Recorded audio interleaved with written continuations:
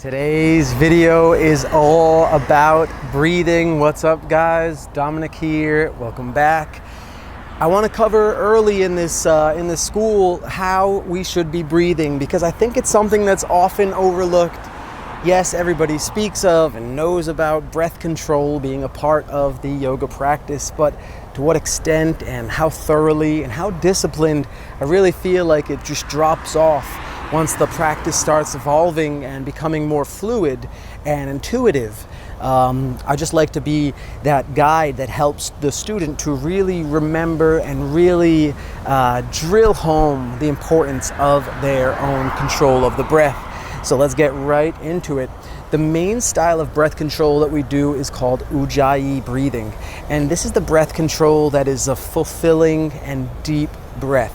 But one thing that I find a lot of the times is that it's instructed to just fill the belly, and this is something that I even instructed early in my teaching and what I was originally taught. So I want to make that modification. We're not going to be exactly filling the belly and puffing the chest up. What I would rather you guys think about in this school, and to really keep yourself safe and structural and be able to sustain this breath when you're just moving and doing things throughout your day, I want you to think of it as filling the back. I want you to think of filling the belly, but then to fill the back so that the rib cage lifts vertically, so that you feel that vertical lift up underneath the chest. Yes, the chest cavity, yes, the rib cage is going to fill with oxygen. That's the second, or maybe if you might think of it as the third part of that breath, is filling the rib cage completely. And then we want to have that slow and controlled exhale. So if you started by filling the belly, filling the back, and then exhaling is the opposite.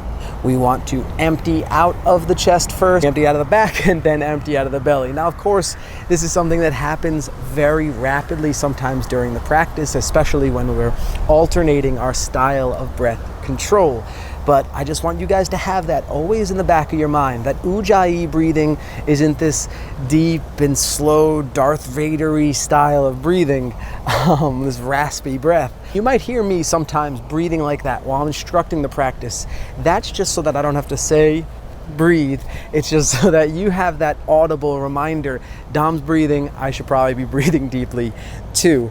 So the next thing I want to talk about is when the style of breath control changes. How do we continue that? How do we find that control?